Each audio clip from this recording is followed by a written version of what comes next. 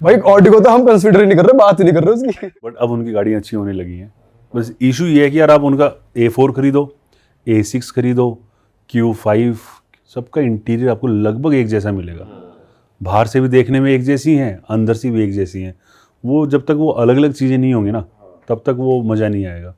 और कहीं ना कहीं वैल्यू फॉर मनी है। Q7 आपको आज भी 80-85 लाख रुपए में शायद मिल जाती है। उसी के इक्विवेलेंट अगर आप X5 पे जाते हो तो 1.25 करोड़ की वो भी गाड़ी है। फीचर्स पूरे देते हैं ऑडी हाँ। वाले।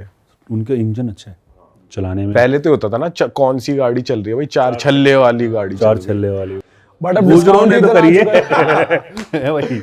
तुम मतलब सही एरिया बात है। नोएडा में और गुड़गांव, सारे सोना- भाई देसी लोगों भाइयों ने ने ऑल्टो कर में लिया। लगा दिए 4 छल्ले, हमारी ऑडी आई। ये सही है। तुम कौन सी गाड़ी चला रहे हो बचपन से? भाई बचपन से तो वैसे माइंड काफी में यार गाड़ी- ये लेनी है। भाई अभी तक सपना था फॉर्च्यूनर का, जो घर वालों का भी था वो हमने पूरा कर दिया, वो हमने ले लिया है।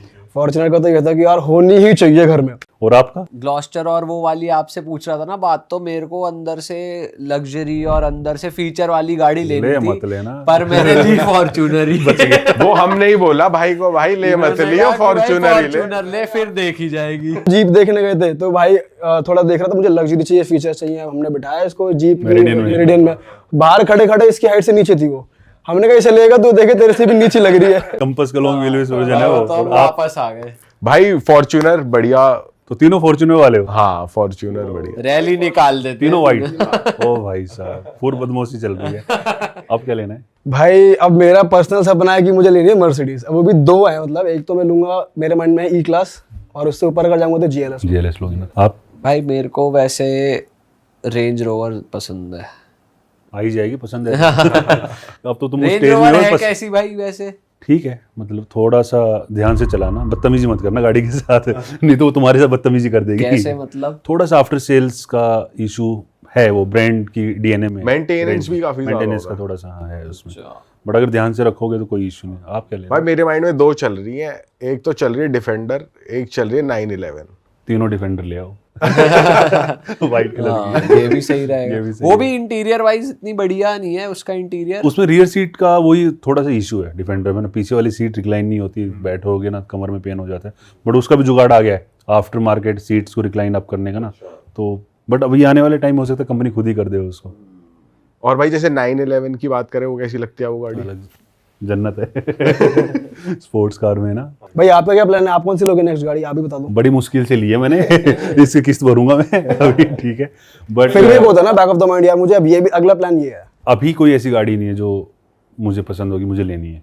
मतलब मेरा मतलब औकात के हिसाब से यही रेंज है, बट इस रेंज में ऐसी कोई गाड़ी नहीं है जो मुझे लगता है यार अगर होती तो वही लेता मैं।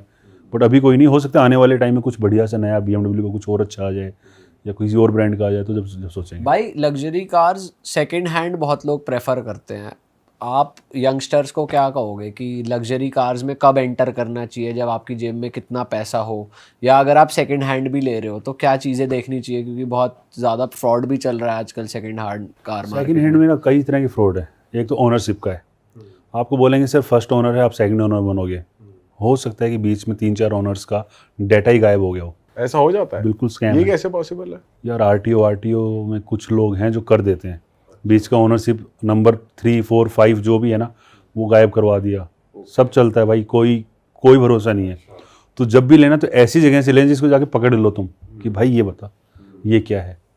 और दूसरा, प्राइसिंग बहुत ज़्यादा फर्क नहीं है। जो लग्जरी कार वाला जो यूज्ड कार डीलर है ना, वो खेल रहा है जो वेटिंग पीरियड है उसकी वजह से, कि सर नई डिफेंडर लेने जाओगे 8 महीने वेट करना पड़ेगा, ये ले लो सर 10 लाख रुपए सस्ती दे देंगे। तो वो वेटिंग वाला जो गेम है वहाँ पर वो लोग खेल रहे हैं। थोड़ा सा अगर आपका बजट है 50 लाख का और आपको लग्जरी सेगमेंट में ही घुसना है, तो भले ही आप एक वेरिएंट नीचे ले लो, एक मॉडल नीचे ले लो भैया, X5 नहीं तो X3 ले लो, X3 नहीं तो X1 ले लो, कोशिश करो नहीं लेने की। मैं तो यही सजेस्ट करूँगा। नहीं तो फिर भाई बेस्ट ही रहे। नहीं तो में बेस्ट तो है। पुरानी खरीदनी है तो टोयोटा की खरीद लेना, कोई भी पुरानी गाड़ी जिसमें आपको एटलीस्ट परेशान नहीं होना पड़ेगा बाद में। भाई मस्टैंग बहुत बिकती है सेकंड हैंड। अब तो खत्म ही हो गई मार्केट उस गाड़ी की। बट अभी कह रहे थे कि भी फिर से लॉन्च होगी एक नया। जो बचे कुछ है। वो इंडिया में नहीं आएगा अभी। इनका इंडिया में चल क्या रहा है इनको खुद ही नहीं पता। एम्प्लॉयज़ भी जो पुराने थे 10-10 साल पुराने एम्प्लॉयज़, वो भी धीरे धीरे मूव इन कर गए हैं, मूव आउट कर गए हैं कंपनी से। इनका बेसिकली क्या है ना, एक टेक फर्म है फोर्ड की, जो इनका चेन्नई में जो ऑफिस है वहाँ पे पूरा सॉफ्टवेयर बनाते हैं लोग। इंडिया में कैसे लाएंगे? अभी जो यूएस वाली चल रही है ये ट्रीटी टैक्स की, अगर यहाँ पे कम हो जाता है 10% हो जाता है यूएस के साथ में, तो हो सकता है ये सीबी यूनिट्स को बाहर से ले आए। बट इंडिया में मुझे नहीं लगता कि बनाएंगे कभी। इंडियन रोड्स भी उस हिसाब से नहीं है ना कि नीची बहुत है गाड़ियाँ। मस्टैंग के लिए तो चलो वो लैम्बोर्गिनी चल ही रही है, तो मस्टैंग भी चलती रहेगी। बट आएगी नहीं आएगी, वेट अगर कर रहे हो तो वो बेवकूफ़ी है। भाई आप इतनी कार रिव्यूज़ करते हो और आप पॉजिटिव नेगेटिव सब बताते हो किसी भी ब्रांड का, तो आपको ब्रांड पैसे ऑफर करती है कि भाई नेगेटिव नहीं बताना, ये पॉइंटर्स बता दो मेरी गाड़ी के, क्योंकि लोग आपकी वीडियोस देख के गाड़ी लेने जाते हैं और हमने भी काफ़ी वीडियोस आपकी देखी हैं। तो फिर आपको ब्रांड्स पैसा ऑफर करती हैं और आप करते हो ऐसा कि नेगेटिविटी छुपा ली उनकी? ना ऐसा ब्रांड कभी नहीं करता। अच्छा ब्रांड कभी नहीं करता।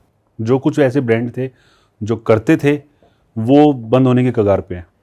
पहली बात मतलब वो आना सामने ही घूम फिर के, यार जैसे करोगे ना ब्रांड अगर कर भी रहा है, मानो मैं अगर ऐसा नेगेटिव छुपा भी रहा हूँ, तो तुम इतने बेवकूफ़ तो नहीं हो कि सिर्फ गौरव का वीडियो देखोगे, तुम इनका भी देखोगे, तुम उनका भी देखोगे।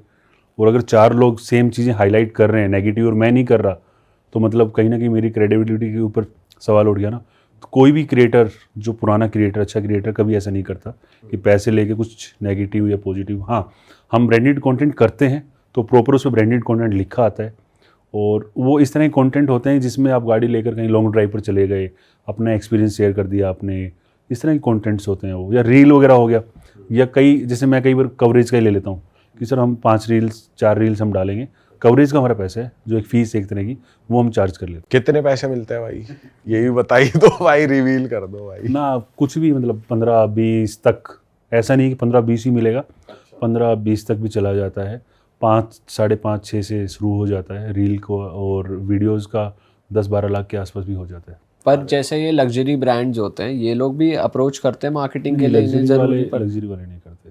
लग्जरी वाले करते हैं थोड़ा बहुत, प्रिंट के साथ में ज़्यादा करते हैं वो, क्योंकि उसमें बड़ी बड़ी एड्स जाती हैं प्रिंट मैगजीन्स के अंदर। जैसे आपकी वेबसाइट भी है, तो वेबसाइट के लिए करते हैं वो लोग? वेबसाइट तो डायरेक्ट कर दो। और नहीं, वेबसाइट लग्जरी कार ब्रांड बहुत रेयर वो करते नहीं है ज़्यादा। उनका ज़्यादा पैसा खर्च हो जाता है मार्केटिंग का, शोशाबाजी में।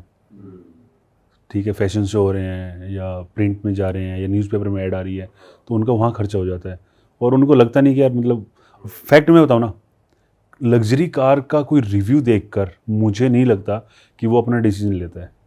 लग्जरी कार वाला कस्टमर है, उसको ई क्लास लेनी है, ई क्लास ही लेगा, वो बुक करवा देगा। हो सकता है वैसे कभी वीडियो देख ली या वो वाली देख ली, यार पैसा नहीं अपने पास, पर गाड़ी तो देख ले कैसी है। आज अगर हम कोई रोल्स रॉयस का अगर हम देख रहे हैं वीडियो और उसमें 1 मिलियन व्यू आ रखे हैं, तो आपको लगता है उसमें 1 मिलियन गाड़ियाँ बिकेंगी या 1000 भी बिकेंगी? हो सकता है एक ही गाड़ी बिके, बाकी 9,99,000 हमारे जैसे ही हैं कि यार देख तो ले गाड़ी के अंदर है क्या। हम हो सकता है कल जाके अपने को चैनल बनाना पड़े। ऐसा जैगवार ने किया था अभी, जो उन्होंने नया कॉन्सेप्ट लॉन्च किया था, गालियां मॉडलिंग शो टाइप। भाई बहुत गालियां खाई हैं उन्होंने।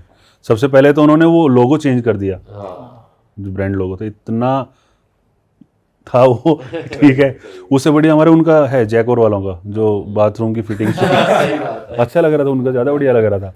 दूसरा वो कॉन्सेप्ट्स दिखाएं कि हम ऐसा लाएंगे वैसे लाएंगे, समझ ही नहीं आया करना क्या चाह रहे हैं वो लोग, तो वो इसलिए गालियां भी। तो वैसे अभी कुछ न्यूज़ है उसकी रिलीज को लेके गाड़ियों की इंडिया में? नई डिजाइनिंग लैंग्वेज है, आने वाली गाड़ियों में वो थोड़ा सा जो कॉन्सेप्ट के अंदर दिखाई हैं चीज़ें, उनको वो फॉलो करेंगे। अरे वाह, आपने ये वीडियो यहाँ तक देख ली भाई, तुमने हमारी मेहनत सफल कर दिया। तुम ही लोग हो असली रियल हिट। और अगर आपको बहुत मज़ा आ रहा है ऐसी क्लिप्स में, ऐसी वीडियोस में, तो फटाफट जाइए प्लेलिस्ट पे, बिंज वॉच कीजिए, सारी वीडियोस देख डालो और मौज काटो। That is it. हम मिलेंगे नए पॉडकास्ट में, नए क्लिप में। Till then bye bye, see you, take care, do subscribe.